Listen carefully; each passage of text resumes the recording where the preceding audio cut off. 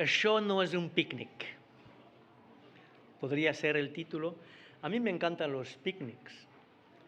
Y cuando empezamos esta maravillosa epístola a los Efesios, es que es una de las más preciosas páginas de la Biblia que habla de la Iglesia, lo que Dios ha hecho para que tengamos esta familia, para que tengamos toda la victoria de Cristo, lo que hemos recordado esta mañana. Es realmente precioso, pero quizá al acabar su carta tan espectacular, Pablo quiere también que tengamos los pies sobre la tierra, que estamos ya sentados en los lugares celestiales, eso lo sabemos, ¿no? Pero que quiere recordarnos que eso no es un picnic. A mí me encantan los picnics, me encanta la alegría. Esto no impide que haya alegría, que haya relajación también, pero siempre con la idea de es una guerra. Es también una guerra, no lo olvidemos nunca. La última vez que se comentó, Esteban comentó 4 versículos que para mí es una introducción a lo que sigue. Por eso os lo voy a volver a leer. La palabra quizá clave en este pasaje que os ha comentado también, y no lo voy a volver a decir lo que ha dicho, voy a añadir más detalles sobre lo que sigue. Vemos que una de las palabras clave es resistir. Estamos en lugares celestiales, estamos realmente en familia, estamos gozosos, tenemos la victoria, somos más que vencedores. Pero la palabra resistir, la palabra firmes, la palabra fortaleceos aparece muy a menudo en esta introducción, versículos 10 y 13, recuerdo que estamos en Efesios 6, el último capítulo, y estamos finalizando. Bueno, yo decía de broma, soy un enterrador de Efesios, qué pena, ¿no? Me hubiera gustado que continúe esta carta tan preciosa, ¿no? Pero el tema sigue con algunos apuntes más detallando la armadura de Dios.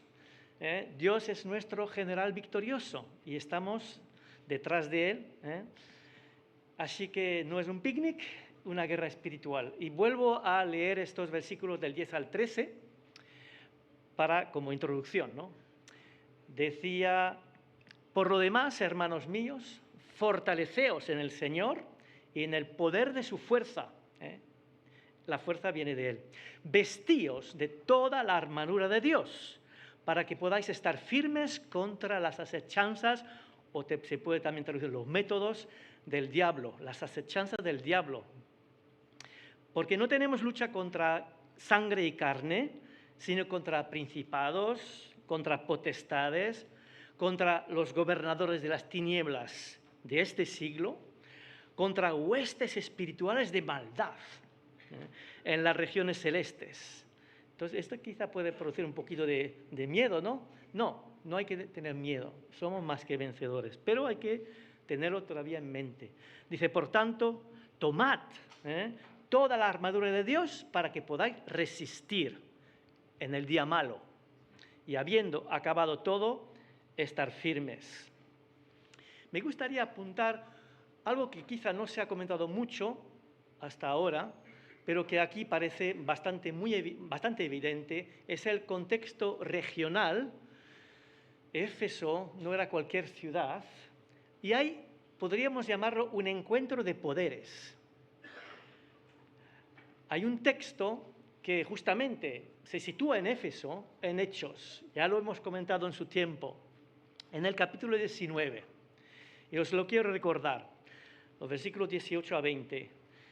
Dice, muchos de los que habían creído venían, confesando y dando cuenta de sus hechos. Asimismo, muchos de los que habían practicado la magia trajeron los libros de brujería y los quemaron delante de todos. Valor 50.000 piezas de plata, que es un pastón. Así crecía y prevalecía poderosamente la palabra del Señor. Pablo está en la ciudad de Éfeso en este momento, un encuentro de poderes.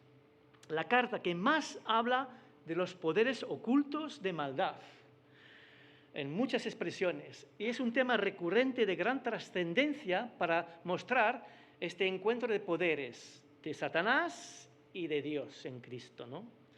Y como lo vemos en Hechos, la ciudad de Éfeso era un gran centro de religión, de misterios paganos y de prácticas de ocultismo, realmente relevante, ¿no?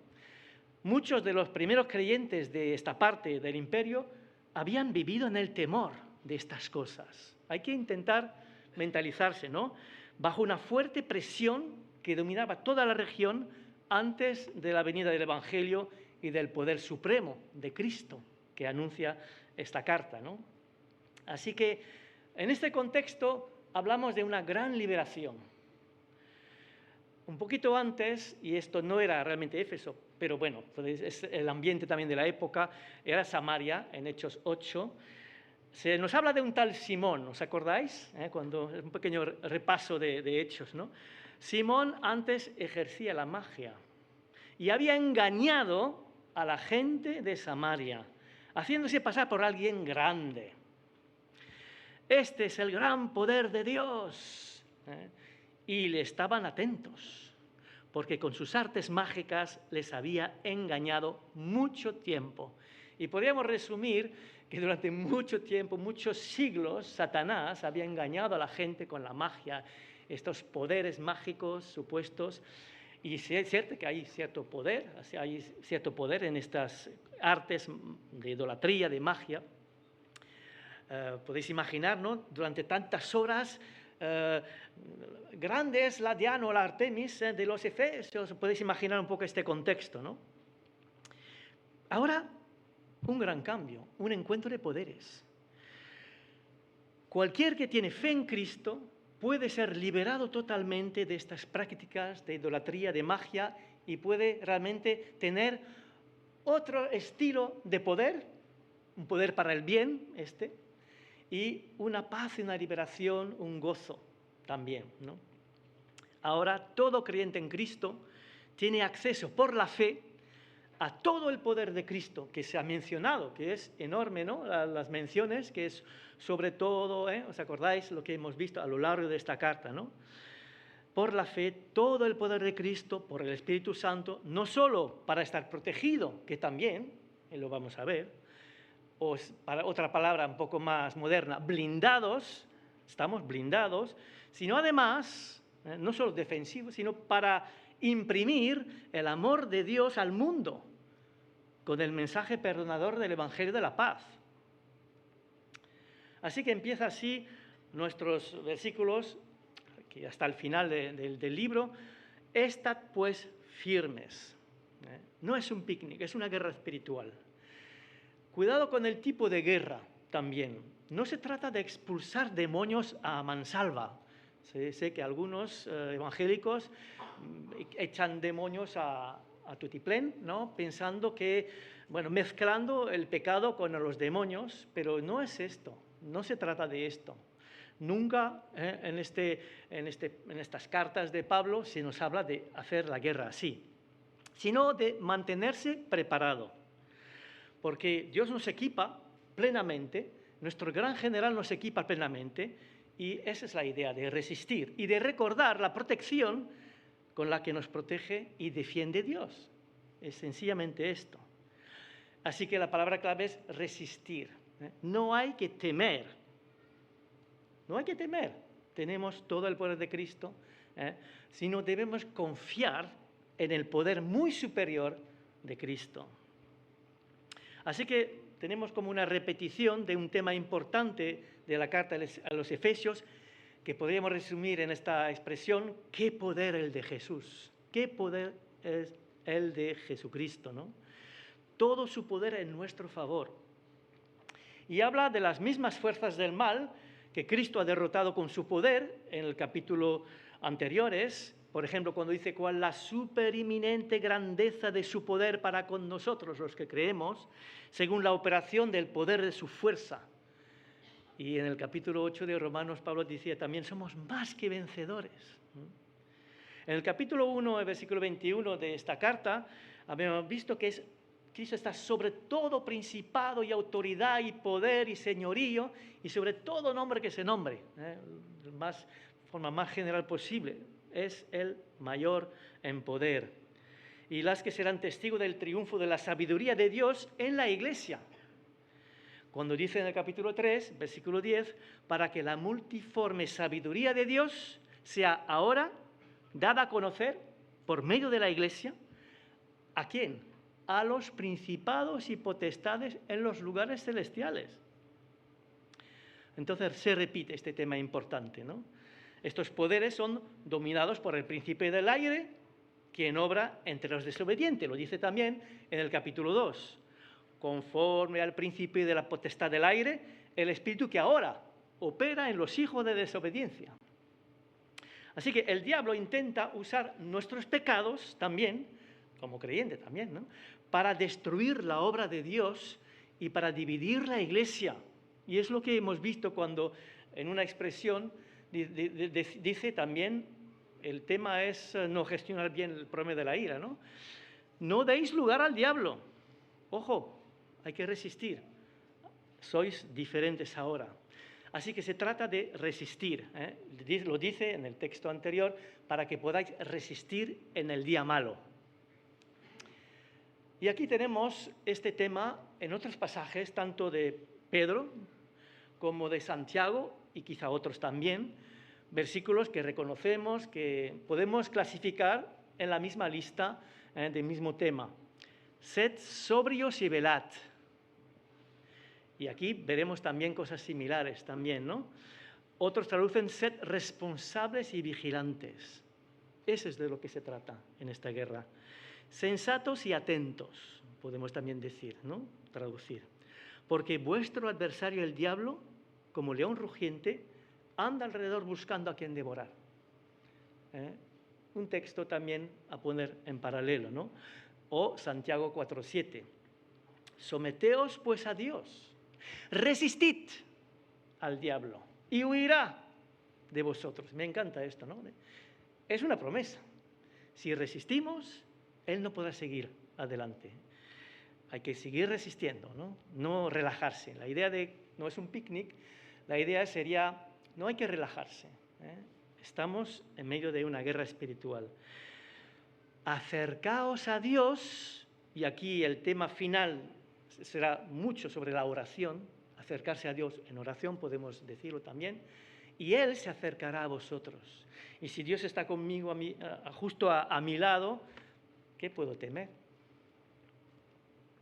Así que vamos a empezar la lista ahora. Hay 6 elementos y podéis imaginar a Pablo. Había sido custodiado por muchos romanos, porque, ¿os acordáis? Tuvo 2 años en Cesarea, en cárcel, y siempre estaba a su lado un soldado romano. Ahí ya tenía tiempo para meditar y decirnos lo que nos dice ahora al final de esta carta. Dice, firmes, hay que ser firmes, ceñidos vuestros lomos con la verdad.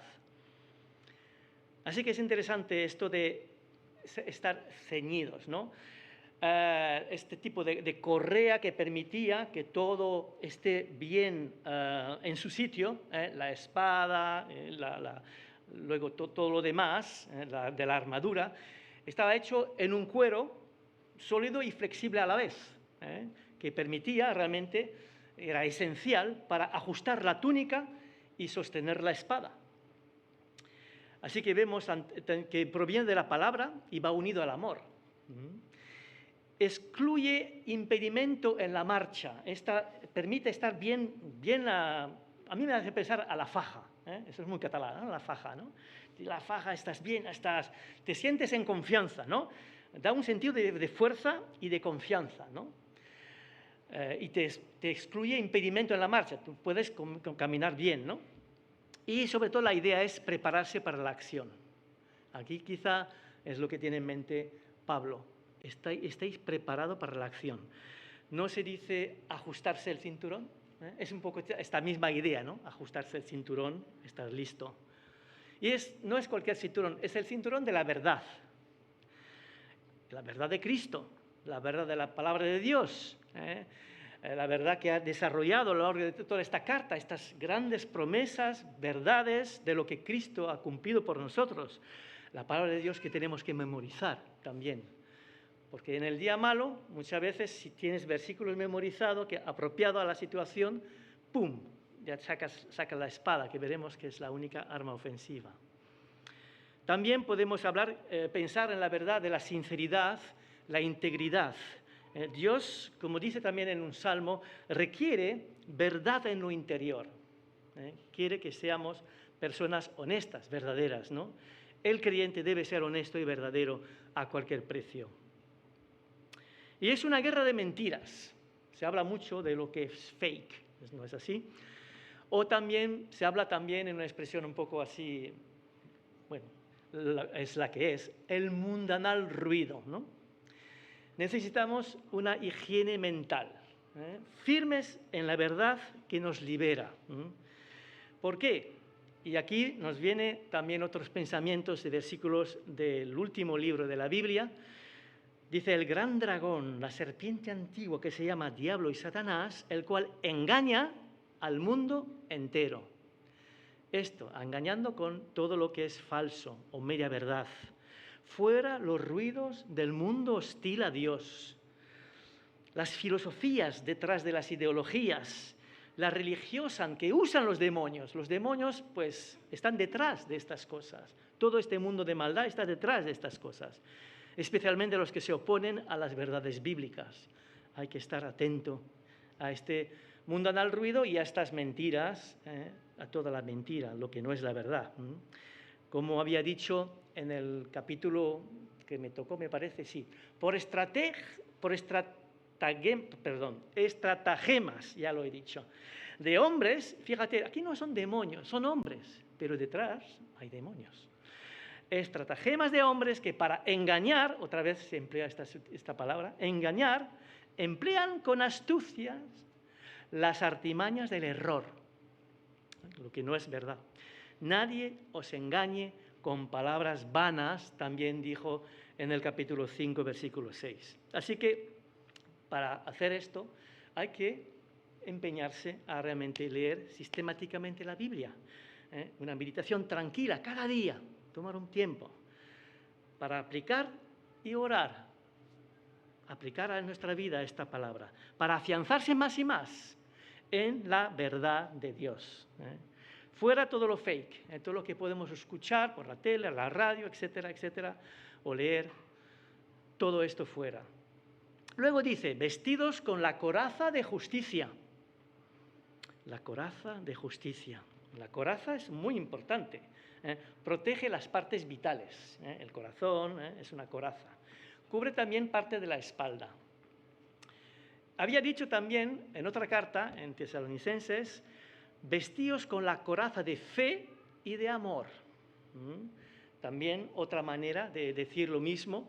Y con la esperanza de salvación como yelmo. Llegaremos al yelmo, ¿no? Pero es interesante que en otra ocasión también, no solo en esta carta a los Efesios, habla de vestirse, es decir, tomar, protegerse, es de Dios, nos la da, es un recurso que nos da. Tenemos que tenerla presente, coraza de fe y de amor, la esperanza de salvación como yelmo. Era 1 Tesalonicenses 5:8.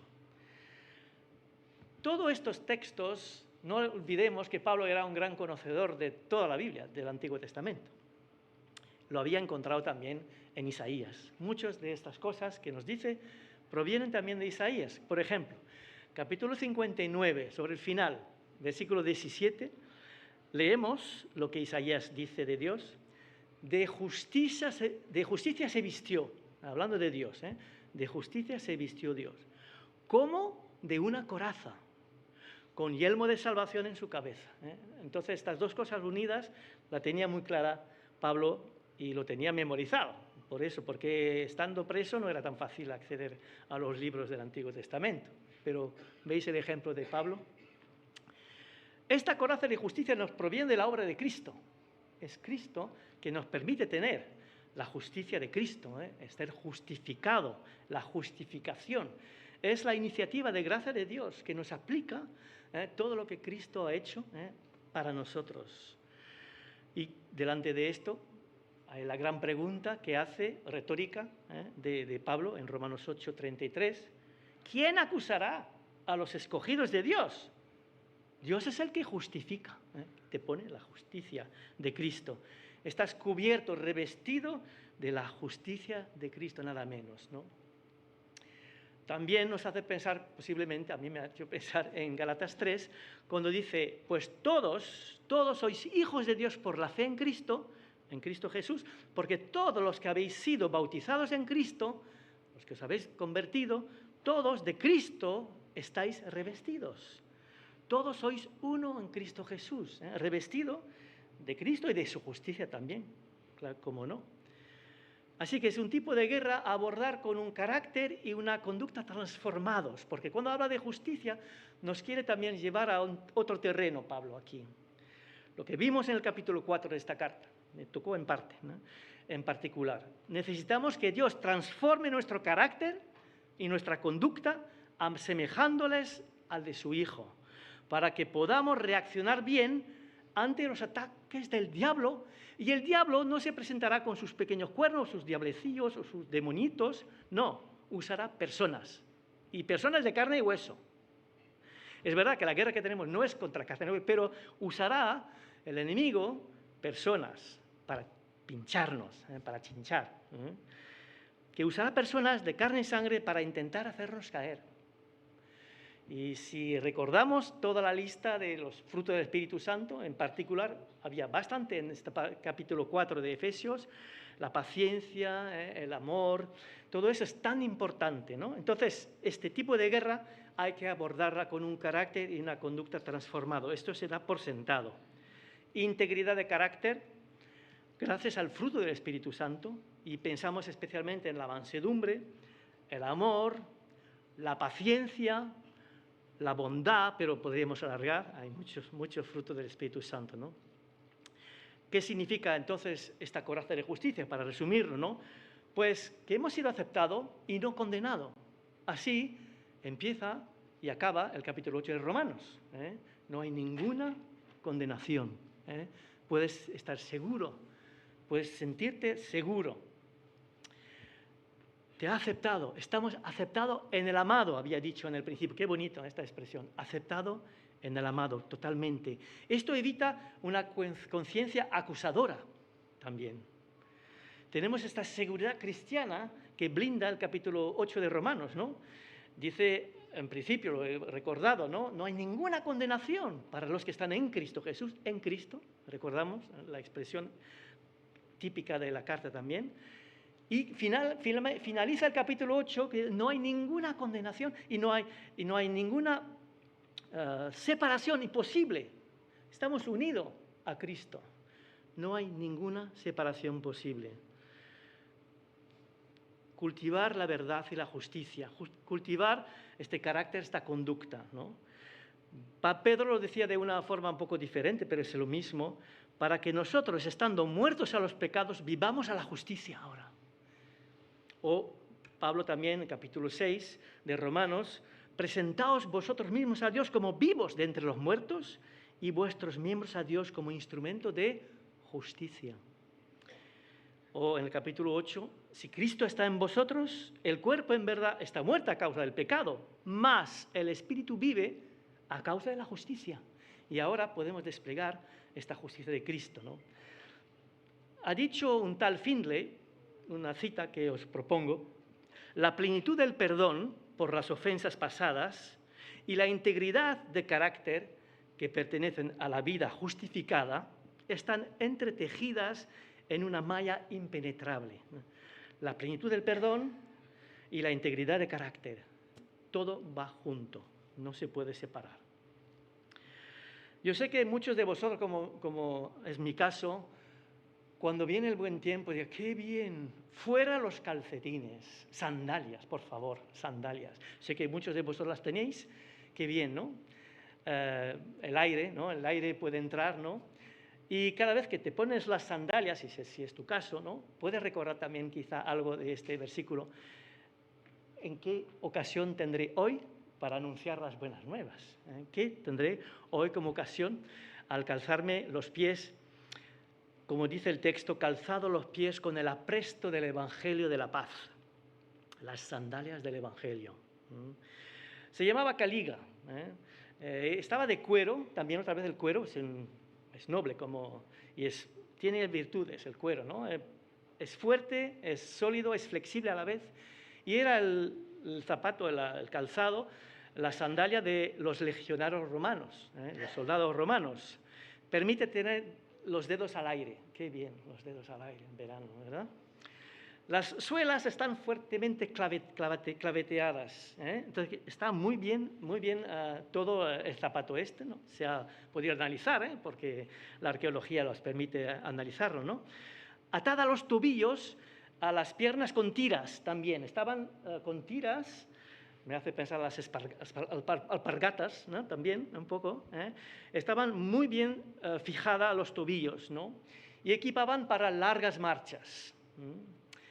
Otorgan una posición firme también, pisa bien el suelo, ¿no? Y como os decía al principio, tenemos que pisar estamos en las nubes, quizá, sentados en lugar celeste, pero también vivimos en la tierra, ¿no? Y otorgan esta posición firme y evite que el pie resbale también. Estaban realmente bien concebidas, y permitía largas marchas, que a veces hay que...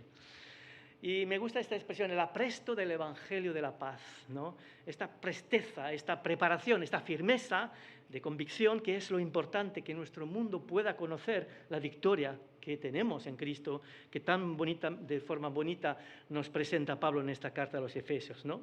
Sobre la base más firme posible, en Cristo, estamos en Cristo.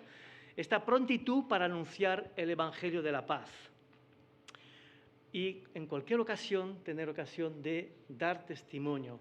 Me hace pensar también en otro texto de una carta parecida a Efesios, que es Colosenses, que en el capítulo 4 dice lo siguiente: andad sabiamente, caminad sabiamente con vuestros calzados, vuestras sandalias del Evangelio de la paz.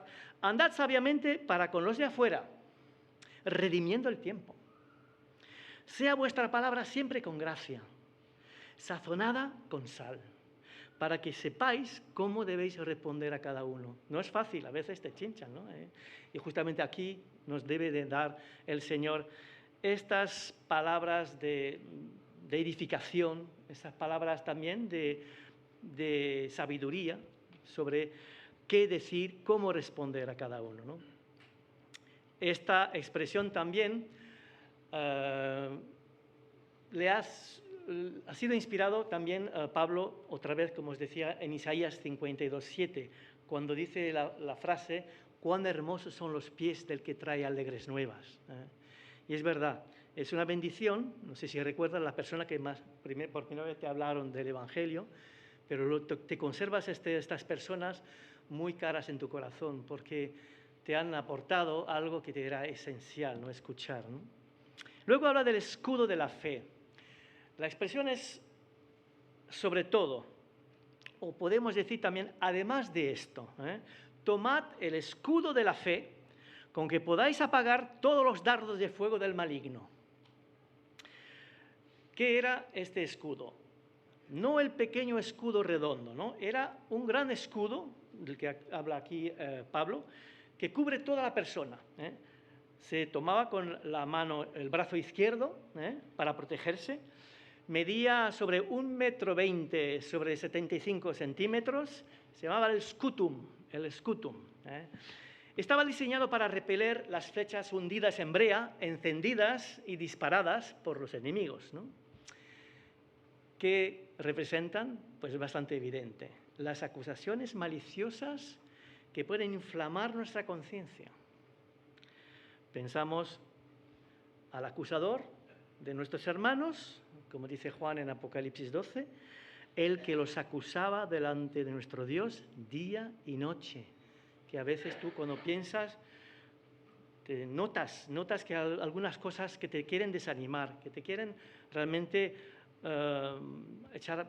hacerte echar polvo, ¿no? Muchas veces esta no tiene base y puede ser que vengan directamente del enemigo las acusaciones. Dice también Pablo a los Corintios, para que Satanás no gane ventaja alguna sobre vosotros. Tenía muy claro, ¿no? Si hay una persona que creía realmente que la existencia de un Satanás real y no un símbolo, era Pablo y Jesús también, ¿no? Dice, para que Satanás no gane ventaja alguna sobre nosotros, pues no ignoramos sus maquinaciones. Y sus maquinaciones, nuestra conciencia.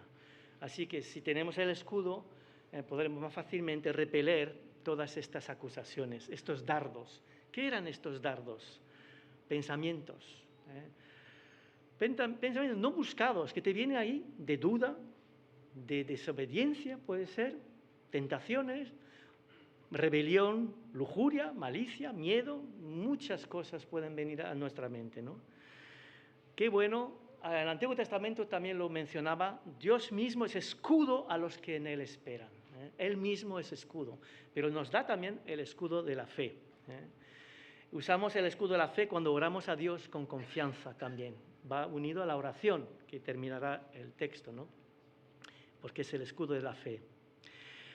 Y el yelmo de la salvación, tomad el yelmo de la salvación. Bueno, podemos decir que ya nos lo ha puesto, ¿no? Pero que quizá de vez en cuando, si tienes algunas dudas, vuelve a leer los textos. Hay textos tan claros, y así, en ese sentido, si lees este texto, te convences otra vez, si tenías algunas dudas, de que se puede perder la salvación, por ejemplo, pues ya te ponemos otra vez el casco, ¿no?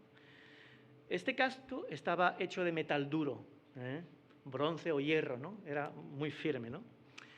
En Primera de Tesalonicenses también Pablo había dicho, con la esperanza de la salvación como yelmo. Es la seguridad de la salvación, futura y final. A mí uno de los textos que más me gustan es de Juan 10, 28 y siguientes. Mis ovejas, dice Jesús, no perecerán jamás, ni nadie las arrebatará de mi mano. Nadie las puede arrebatar de la mano de mi Padre, una segunda mano, ¿no? Yo y el Padre uno somos. Aquí, si hay alguna duda, aquí me parece que va a desaparecer esta. Y bueno, ver otra vez que tengo el yelmo de la salvación. Porque ya tú, yo, hemos sido liberados de esta opresión de pensar, pues después de la muerte, ¿estaré con Dios? ¿No estaré con Dios? Sí, el perdón, la liberación, la adopción. Tenemos que tener presente siempre este casco puesto. Decía Hodge, un gran teólogo americano, lo que adorna y protege al cristiano, hablando del yelmo, ¿no?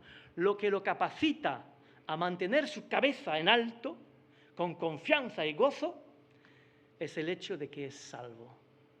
Repito, lo que adorna y protege al cristiano, lo que lo capacita a mantener su cabeza en alto, te da fuerza, porque de aquí no me va a poder hacer daño.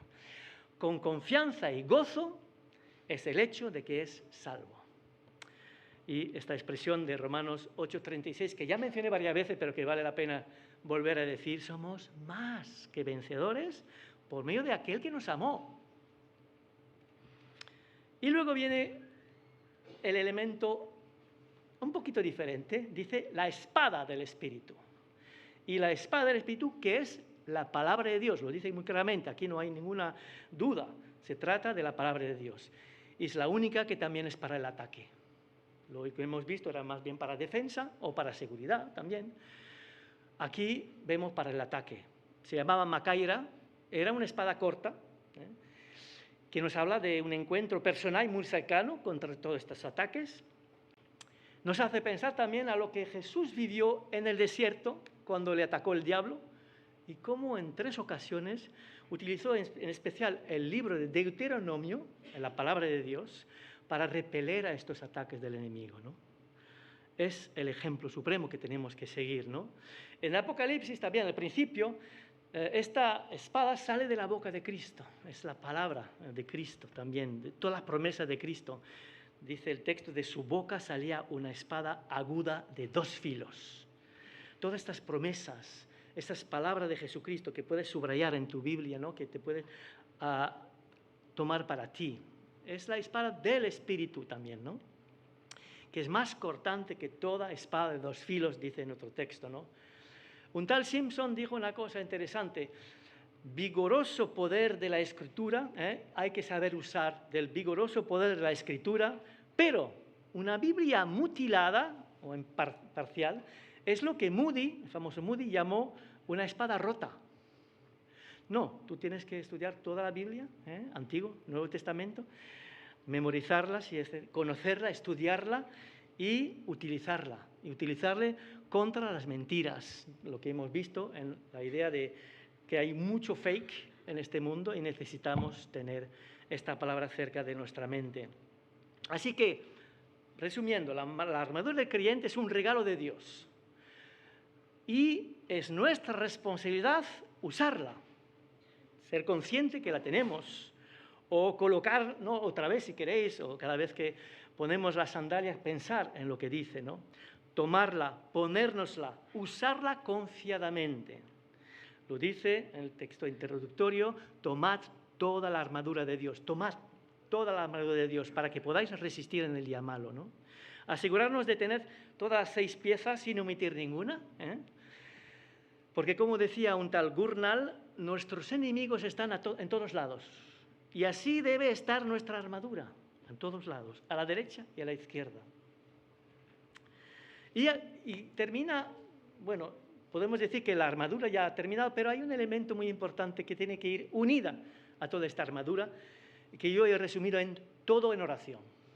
Todo en oración. Versículo 18 al 20 dice lo siguiente: orando en todo tiempo, con toda oración y súplica en el Espíritu, y velando en ello con toda perseverancia y súplica por todos los santos. ¿Cuántas veces la palabra todo, verdad? La oración debe permear toda nuestra lucha espiritual. Toda nuestra lucha espiritual tiene que estar permeada por la oración.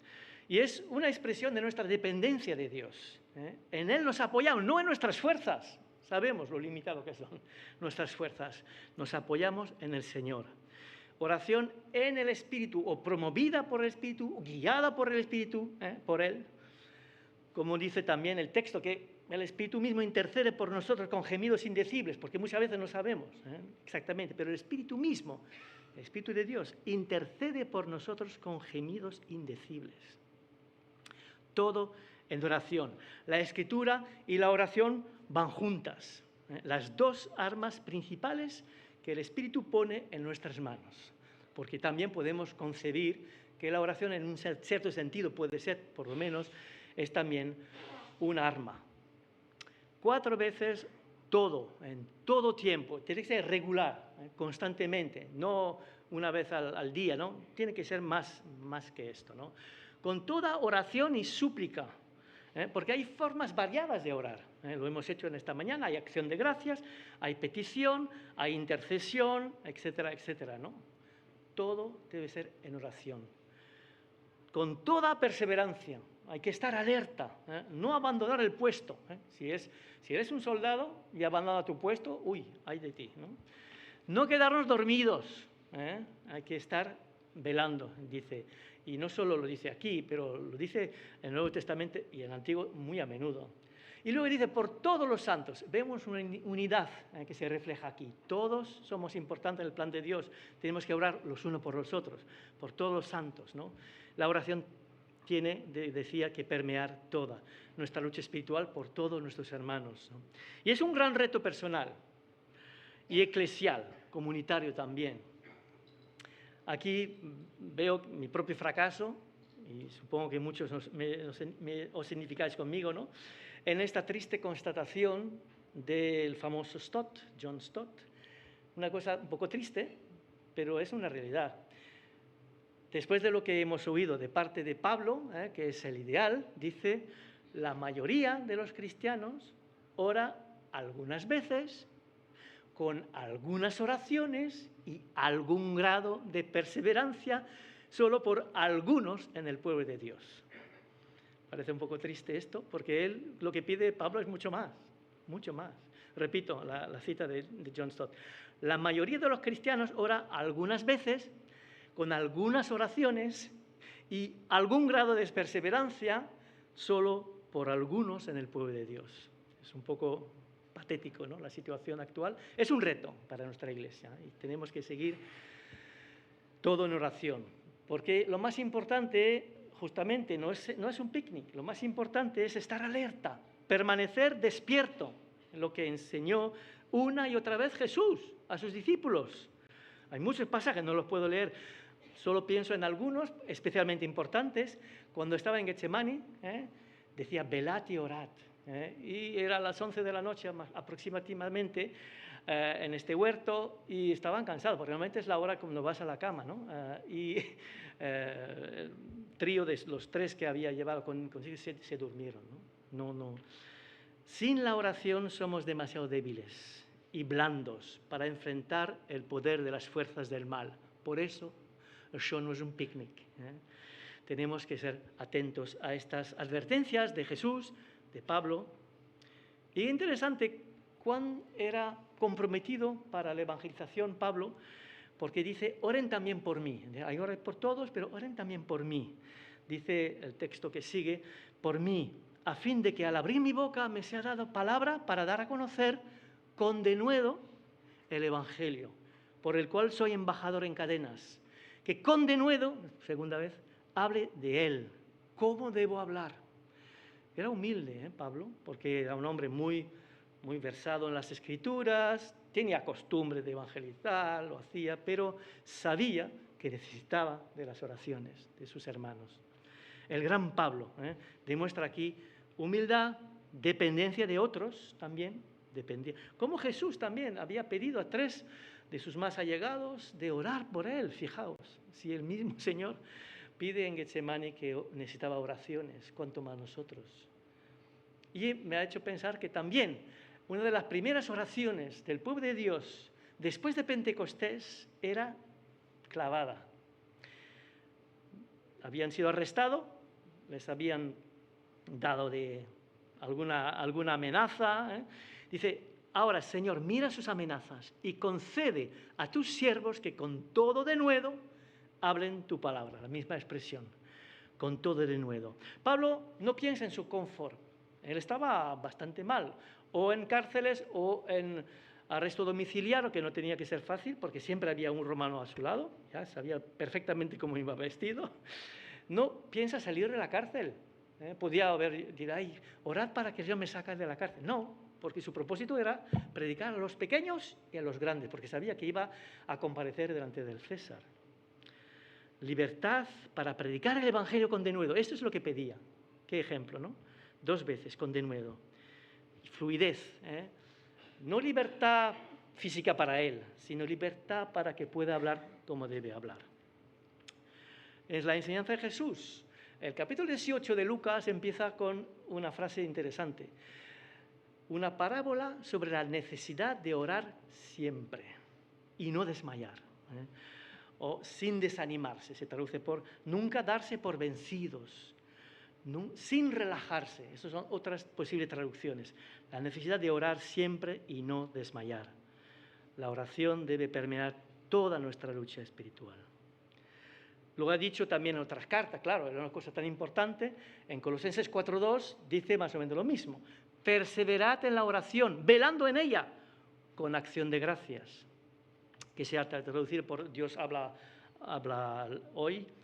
Manteneos constantes en la oración, siempre alerta y dando gracias a Dios.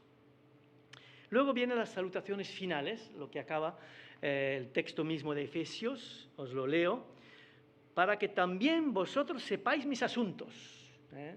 Orad por mí. Y lo que hago,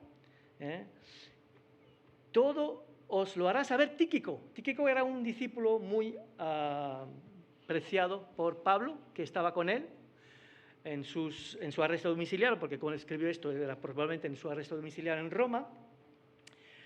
Y entonces les dice que, tranquilo, vais a tener información para orar específicamente. Así podéis orar más específicamente, porque Tíquico, él puede salir y entrar, es mi hermano amado y fiel ministro en el Señor. Así define a Tíquico, que le había servido mucho al final de su ministerio, el cual envía a vosotros para esto mismo, para que sepáis lo tocante a nosotros y que consuele vuestros corazones. Vemos el afecto, el amor, se ora con amor. Y luego acaba diciendo, paz sea a los hermanos y amor con fe de Dios Padre y del Señor Jesucristo.